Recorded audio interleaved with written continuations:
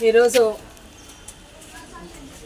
రాష్ట్రంలో ఆంధ్ర రాష్ట్రంలో జరుగుతున్న పొలిటికల్ సినారియో చూస్తుంటే నిజంగా ఎట్లా అనిపిస్తూ ఉంది అంటే టీడీపీకు ఎమ్మెల్సీ ఎలక్షన్స్లో బలం లేదు.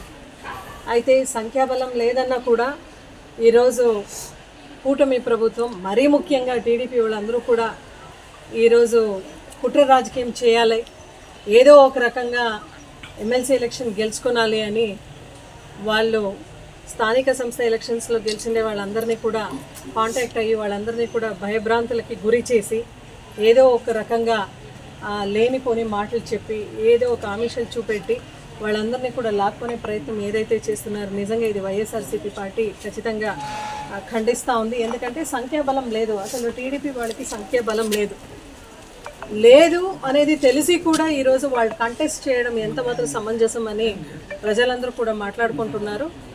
ఏమైతే ఏమి ఎలక్షన్స్ అయితే దగ్గర మనకు ఎలక్షన్స్ రిజల్ట్ వచ్చి 2 months పైగా అయింది. బట్ ఖచ్చితంగా ఈ రాబోయే ఎలక్షన్స్లో డెఫినెట్లీ అక్కడ ఏదైతే ఎమ్మెల్సీ ఎలక్షన్స్ మన బొత్స సత్యనారాయణ గారు పోటీ చేస్తున్నారో మేము దిగ్విజయంగా దాన్ని పూర్తి చేసుకుంటాం అనే ఒక బలమైన నమ్మకం మనలో అలాగే క్యాడర్లో ఉంది. అయితే టీడీపీ వాళ్ళు ఇప్పటికే స్కూల్స్ ఓపెన్ అయింది, అమ్మఒడి ఇవ్వలేక నిజంగా ప్రజలందరూ కూడా ఇబ్బంది పడుతున్నారు అనే సత్యం వాళ్ళు గ్రహించుకోలేకపోతున్నారు. ఈరోజు సోమాదేపల్లి టౌన్లో మన ఎంపీటీసీ సాయిరమణ బ్రదర్ చనిపోతే ఇక్కడికి వచ్చి పరామర్శ చేయడానికి ఇక్కడికి వచ్చినాం. ఇక్కడికి వచ్చి ఒక తరుణంలో రోడ్లో అంతా కూడా మహిళలతో మాట్లాడించుకొని వస్తూ ఉంటే వాళ్ళే స్వచ్ఛందంగా బయటికి వచ్చి జగన్ గారు ఉంటే జగనన్న ఉంటే ఈ పార్టీకి అందరికీ కూడా అమ్మఒడి వచ్చే పరిస్థితి ఉండేది. అయితే ఈ ప్రభుత్వం కనీసం ఒక ప్రయత్నం, ఒక డేట్ కూడా చెప్పడం లేదు. అంటే అందరితో చర్చించి మేము అమ్మఒడి ఇస్తామని వాళ్ళు చెప్తున్నారు. బట్ నిజంగా 2019లో అయితే ఎంత ఈ అమ్మఒడి ద్వారా చైల్డ్ లేబర్స్ని ఎంతగా తగ్గించినాం అనేది డేటా కూడా టీడీపీ వాళ్ళు చూడొచ్చు. అదేవిధంగా చైల్డ్ మ్యారేజెస్ కూడా తగ్గినాయి. ఇవన్నీ కూడా ఎందుకంటే మనము పూర్తి స్థాయిలో విద్య అనేది మనం ఎంత బాగా ఎంకరేజ్ చేసామనేది మీరు చూసారు. నాడు నేడు ద్వారా కూడా స్కూల్స్ అన్నీ కూడా రెనోవేట్ చేసినాం. మళ్ళా విద్యా కమిటీ చైర్మన్స్ పెట్టి ఆ వర్క్ కూడా బాగా జరుగుతూ ఉందని ఆ ఒక వర్క్ కూడా చూసేట్లా మనం ఏర్పాటు చేసుకున్నాం. అయితే ఈరోజు విద్యా కమిటీ చైర్మన్ ఎలక్షన్స్ చేస్తామని చెప్పేసి ఇదే పెనుగొండ నియోజకవర్గంలో అంటే పోలీస్ వ్యవస్థ కూడా ఫోన్ చేసి మీరు పోటీ చేయొద్దండి అని, అంటే కొన్ని ఊర్లో పోలీసు వాళ్ళు కూడా ఫోన్ చేసి మీరు పోటీ చేయొద్దండబ్బా, ఎందుకు పోటీ చేస్తారు మీరు, ఎవరు ఉండేది టీడీపీ గవర్నమెంటే కదా, వాళ్ళకి మేము మద్దతు పలుకుతాము అని ఎడ్యుకేషన్ డిపార్ట్మెంట్, పోలీస్ డిపార్ట్మెంట్ వీళ్ళందరూ కూడా దయచేసి మీకు చెప్తున్నాము, ఎక్కడ కూడా మీరు ఇన్వాల్వ్ కావద్దండి. ఫేర్గా ఎలక్షన్స్ జరిగినాయి, ఫేర్గా నీతి నిజాయితీతో న్యాయంతో ఎక్కడ బలం ఉందో అక్కడ వాళ్ళు ఓటింగ్ వేసుకుంటారు. వాళ్ళని చైర్మన్ అయ్యేకి అవకాశం ఇవ్వండి అని చెప్తున్నాను.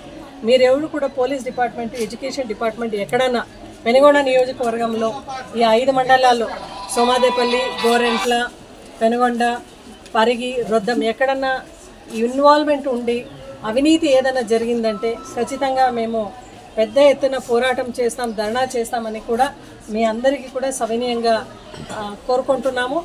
అదేవిధంగా రాబోయే రోజుల్లో అయితే ఇప్పటికీ జగన్మోహన్ రెడ్డి గారు నిన్న చెప్పినట్ల ప్రెస్ మీట్లో ఏదైనా ఒక ప్రభుత్వం ఏర్పాటు అయితే వాళ్ళకి వ్యతిరేకత రావాలంటే ఒక సంవత్సరం కొద్ది పడుతుంది. బట్ ఈ టీడీపీ గవర్నమెంట్, ఈ కూటమి ప్రభుత్వము, పవన్ కళ్యాణ్ గారు ఒక రకంగా ధర్మాత్ముడిగా ఒక మాట చెప్తుంటారు, అదేవిధంగా బీజేపీ వాళ్ళు కూడా మాటలు చెప్పుకుంటున్నారు. బట్ క్షేత్రస్థాయిలో కూడా దాడులు అయితే ఆపలేదు. మన వాళ్ళు వైఎస్ఆర్సీపీ వాళ్ళ పైన దాడి జరుగుతూ ఉంటుంది. పోలీస్ స్టేషన్ దగ్గర పోతే అసలు కేసు కూడా తీసుకునే నాథుడు కూడా పోలీస్ స్టేషన్లో లేదు అని చెప్పడానికి చాలా బాధాకరంగా ఉంది.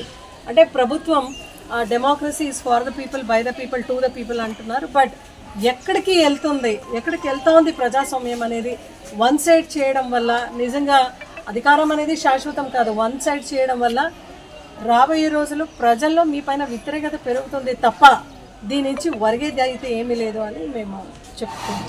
చూస్తే పరిణామం చూస్తున్నాం, చాలా బాధాకరంగా ఉంది. ఎందుకంటే సంఖ్యాబలం లేదు, టీడీపీ వాళ్ళకు సంఖ్యాబలం లేదు, మనకు ఎక్కువగా సంఖ్యాబలం ఉంది. Elections, MLC elections, Botsa Satyanarayana గారు ఎక్కడైతే కంటెస్ట్ చేస్తున్నారో ఎక్స్ మినిస్టర్ గారు అక్కడ.